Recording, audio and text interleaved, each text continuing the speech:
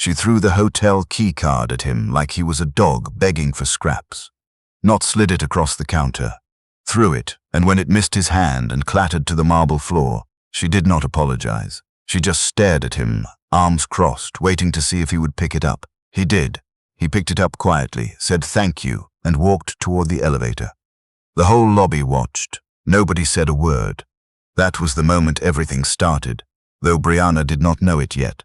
She was too busy smoothing her blazer and turning back to her computer screen, already forgetting the man in the dusty work boots who had just asked her, politely, whether the hotel restaurant was still serving lunch. Brianna O.C. Cole had worked the front desk at the Harrington Grand Hotel for 3 years, and in those 3 years she had decided very firmly that she could tell everything about a person by the way they walked through the door. The way she saw it, the Harrington Grand was not just any hotel. It sat in the heart of downtown Atlanta, 42 floors of glass and marble and polished brass. Senators stayed here, athletes, CEOs who flew private. Brianna had once checked in a woman who wore more money on her wrist than Brianna made in a year. She had learned to read people fast, who was worth her time, who was not. The man who came in on a Tuesday afternoon in late October did not look like he belonged.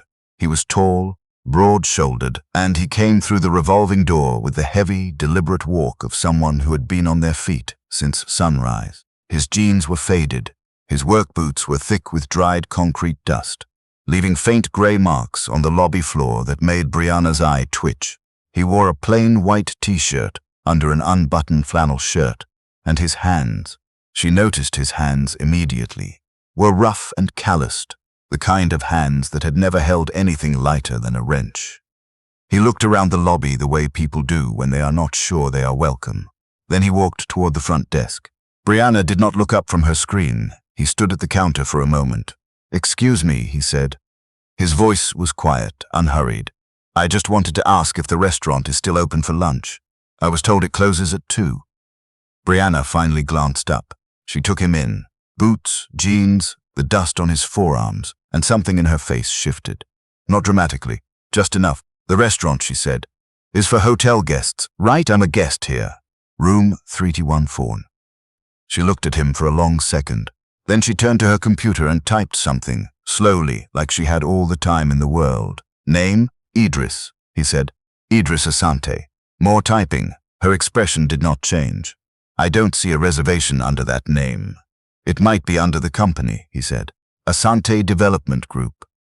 Brianna stopped typing. She looked up at him again, then back at her screen. The reservation was there. It had been there the whole time, a suite on the 31st floor, prepaid, 3 nights. She had seen it before he even walked over. She had already decided, before he opened his mouth, that he was not who he was claiming to be. She did not tell him she found it. "Sir," she said, keeping her voice smooth and professional, "I'm going to need to see your ID and a credit card." "Of course." He reached into his back pocket and handed her his driver's license and a black card. She examined the ID longer than necessary. Then she set it on the counter and slid it back toward him. Not handed it back, slid it, like she did not want to touch it. "I'll need you to wait while I verify this." "Verify what, exactly?" "The reservation." She said it flatly, without looking at him. The man behind Idris in the line, a white man in a business suit, shifted impatiently. Brianna immediately looked past Idris and smiled at him.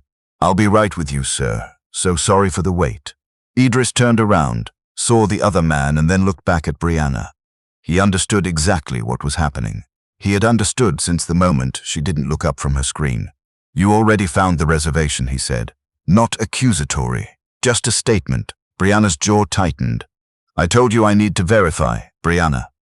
The voice came from the side of the lobby, soft but firm. Both of them turned. A young woman was standing near the concierge desk, watching. She was maybe 25, wearing the same navy blazer and name tag as Brianna, but her face looked nothing like Brianna's at that moment. Where Brianna looked rigid and closed off, this woman looked quietly furious. Her name tag said Zara. "I can help this guest," Zara said, stepping forward. She smiled at Idris, a real smile, not the professional hotel smile. "Mr. Asante? I'm so sorry for the wait. Your suite is ready. Let me get you situated." Brianna opened her mouth. "I'm handling. Go take your break." Zara said, not unkindly, but without leaving room for argument. You've been on since 7. There was a long, tight moment. Then Brianna picked up her water bottle from under the desk and walked away toward the back office. Zara watched her go. Then she turned back to Idris, and something in her expression was different now. Not just apologetic, but honestly troubled. Like she had seen this before and was tired of seeing it. I'm so sorry, she said quietly, printing his key cards. That was not okay. Idris looked at her for a moment. Then he said, Does it happen often? Zara pressed her lips together. She handed him his key cards in a proper envelope, both hands, with a small nod. More than it should. He ate lunch in the restaurant without further incident. The hostess seated him at a window table. He ordered the salmon, ate slowly, and watched the Atlanta skyline. When the check came, he paid with the black card and left a 40% tip. He did not ask to speak to a manager. He did not post anything on social media. He went up to his room, showered the concrete dust off his arms and face, and got on a conference call. Zara, finishing her shift that evening, thought about him on her drive home. She had worked hospitality for 4 years. She had seen enough to know that the guests who stayed quiet were sometimes the most dangerous ones. Not dangerous in a bad way, but in the way that they noticed everything and forgot nothing. She hoped, for Brianna's sake, that this was not one of those situations. But something in her gut told her it was. Brianna did not think about Idris Asante after her break. She went back to the desk, finished her shift, and clocked out at 6. She took the train home to her apartment in Midtown, made herself pasta, and watched television until she fell asleep on the couch. She was not a cruel person, she would have told you. She was professional, discerning. The Harrington Grand had standards, and part of her job, the part nobody put in writing, was to protect those standards. Some people, she had learned, needed to be looked at twice, just to be sure. She did not think of it as judgment, she thought of it as instinct. Her mother, Mama Joelle, had raised her better than that. She knew this somewhere deep down, the way you know things you do not want to look at directly. Mama Joelle had scrubbed office floors for 20 years with the dignity of a woman who was certain God was watching every mop stroke. She had told Brianna 100 times, Baby, hard work wears different clothes on different days. Don't you ever make the mistake of thinking you can see a person's whole story from the outside. Brianna had heard those words. She had filed them away in the part of her brain where she kept things that were true but inconvenient. She went to sleep. 2 weeks later, the Harrington Grand held its annual Atlanta Business Gala in the ballroom on the 2nd floor. It was the biggest event of the hotel's year. 300 guests, black tie, catered by the hotel's executive chef. Brianna had been asked to work the registration table at the entrance to the ballroom because she was good with faces and good with names, and she knew how to project the right kind of authority. She wore her best blazer. She had her checklist printed and ready. The guests began arriving at 7. At 7:45, the elevators opened and a man walked out. He wore a charcoal suit that fit like it had been made specifically for his body, because it had been. His shoes were black and quiet on the marble floor. He had a glass of water in his hand, not champagne, water, and he was looking down at his phone with the focused expression of someone who had 15 things on his mind at once. Brianna looked up as he approached the registration table. She looked at his face. Her stomach dropped straight through the floor. It was the man with the work boots. Except tonight, the work boots were gone, and he looked like a different person standing in front of her, except he did not really. He looked exactly the same broad shoulders, same unhurried walk, same quiet eyes.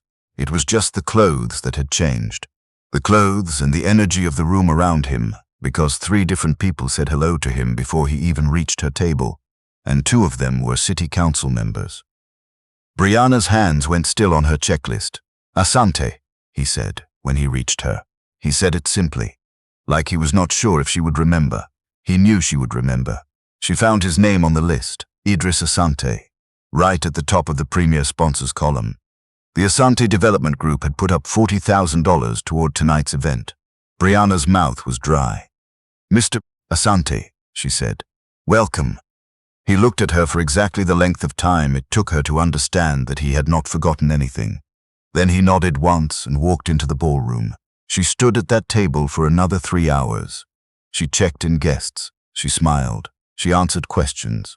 And the whole time, she could see through the open ballroom doors, across the room, Idris Asante, moving through the crowd with the ease of a man who had been in rooms like this his entire life.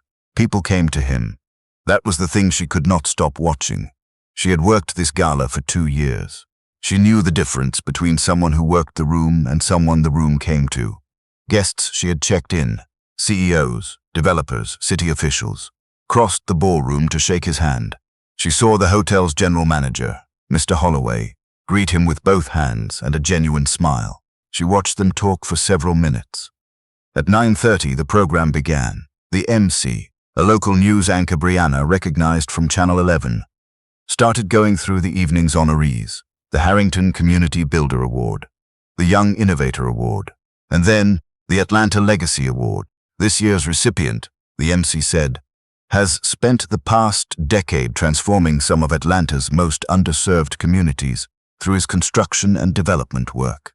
His company has built over 1,200 units of affordable housing, 2 community health centers, and 3 public schools, all in neighborhoods that most developers won't touch. He drives to every job site himself. He has been known to pick up a shovel when his crew is short-handed. He believes, and I'm quoting him here, that you cannot understand what you're building unless you felt the weight of it in your own hands. The ballroom applauded. "Please welcome to the stage," the MC said, "Mr. Idris Asante." The applause became a standing ovation. Idris walked to the stage. He shook the MC's hand. He accepted the award, a heavy glass thing shaped like the Atlanta skyline. He stood at the podium and looked out at the room, and for a long moment he did not say anything, just looked. Then he said, "I came up from nothing, and I want to be clear about what that means, because people romanticize it sometimes. Coming up from nothing means you spend a lot of years being looked through, like you're not there, like your presence is an inconvenience." He paused. "It changes you. You either let it make you mean, or you let it remind you exactly who you want to be." The room was silent. "I chose the second one," he said, "and I have the calluses to prove it." Soft laughter moved through the crowd. "I go to the job sites because I need to, not to prove something, because the work is real, and the people doing it are real, and I will never, never stop being one of them." He thanked a list of people. His mother, his crew, a woman named Claudette who had given him his first construction job when he was 19 and nobody else would. He did not look at the registration table near the door. He did not have to. Brianna stood at the table and felt something happen to her that she had not expected. It was not shame exactly. Shame was familiar, manageable. This was something more uncomfortable than shame. This was recognition. The moment when you see, clearly and completely, the distance between who you believe yourself to be and who you actually are. She had thrown a key card at a man who had spent 10 years building homes for people who had nowhere else to go. She had made him wait at a counter he had already paid for. She had looked right at him and decided, in the span of 3 seconds, that he did not deserve her courtesy, and all of it, every small cruelty, had felt entirely justified at the time. That was the part she could not sit with. After the program, she watched from the doorway as Zara appeared at Idris's elbow. Zara, still in her shift uniform, apparently working the event, said something to him. He looked toward the door, toward Brianna, and for a moment their eyes met across the ballroom. He did not look angry. He did not look satisfied, the way people look when karma has arrived on schedule and they have been waiting for it. He just looked tired and kind and thoroughly unbothered, and that was somehow the most devastating thing of all. Brianna looked away first. She went home that night and did not sleep. She lay in the dark with the television off. She usually left it on as background noise, but tonight the silence felt more honest, and she thought about Mama Joelle. She thought about the fluorescent-lit office buildings her mother had cleaned, the way Mama Joelle would describe the executives who walked past her mop cart without looking at her. Not rudely, just not looking. Like she was furniture. "Baby!" Mama Joelle had told her once, the worst kind of dismissal is the kind that don't even know it's doing it. At least a mean person knows they're being mean. But someone who looks through you, they think they're just living their life. Brianna had been 21 when her mother said that. She had nodded and thought she understood. She had not understood at all. She lay in her apartment and stared at the ceiling and understood, finally, what her mother had meant. Because Brianna was not a mean person. She genuinely did not think of herself that way. She had never set out to humiliate anyone. She had just been living her life, making quick decisions, trusting her instincts. And her instincts had been wrong. Not slightly wrong, fundamentally, structurally wrong, built on assumptions she had never bothered to examine. She thought about Idris at the podium. You either let it make you mean, or you let it remind you exactly who you want to be. She thought about where she stood on that question. She was not sure she liked the answer. The next morning, she went to work early. Zara was already behind the counter, setting up for the morning shift. She looked up when Brianna came in, surprised. You're 2 hours early, Zara said. I know. Brianna set her bag down. She took a breath. I need to talk to you. Zara waited. What I did on Tuesday, Brianna said. To that man, to Mr. Asante. That was wrong.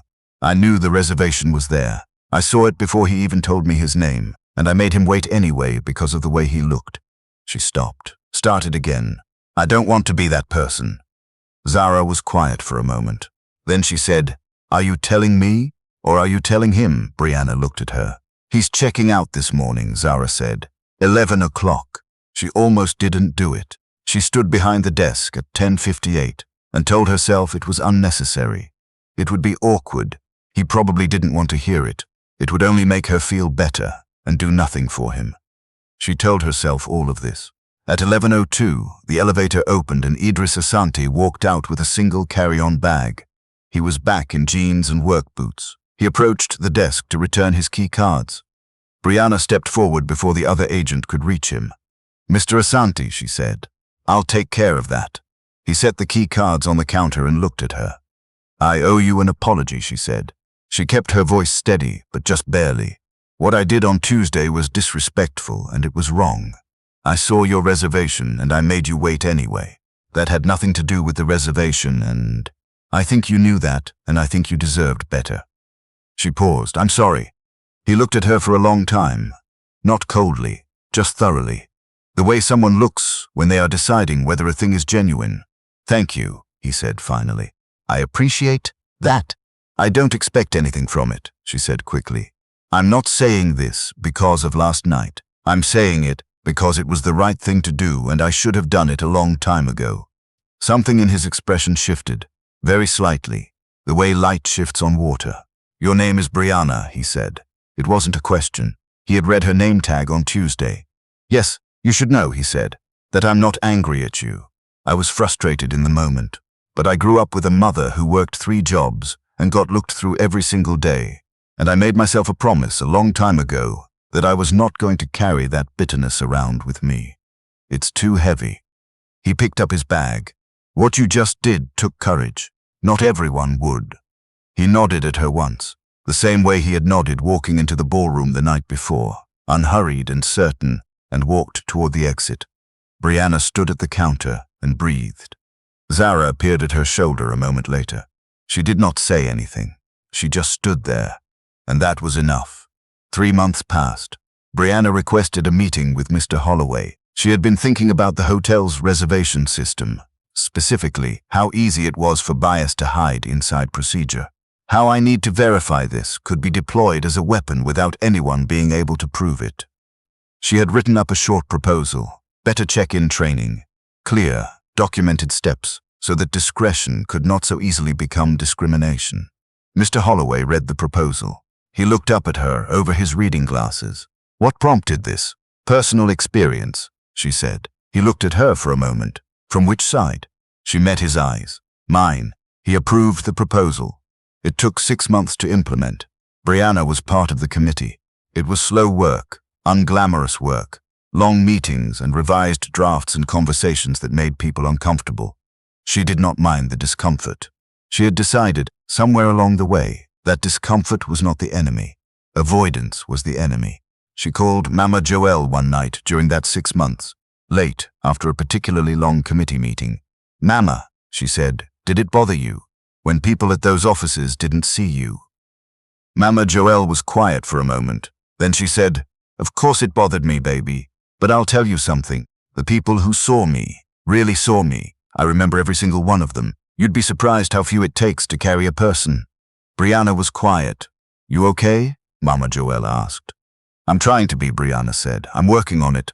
That's all anybody can do, her mother said. Work on it. Keep working on it. Don't stop. She ran into Idris Asante exactly one more time. It was 14 months after the gala at a community development conference in a convention center downtown. She was there as part of the hotel's outreach team. He was there as a keynote speaker. She saw him across the registration area before the opening session. He was talking to someone, laughing at something the person had said, head tilted back the way people do when a laugh is genuine. He saw her a moment later. Recognition moved across his face. He excused himself from the conversation and walked over. Brianna, he said. Mr. Asante, Idris, he corrected. They shook hands. I heard about what you did, he said, at the hotel, the training program. She was surprised. Word gets around. I have people I stay in touch with there, he said. He looked at her steadily. That mattered. What you put together, that actually matters to real people.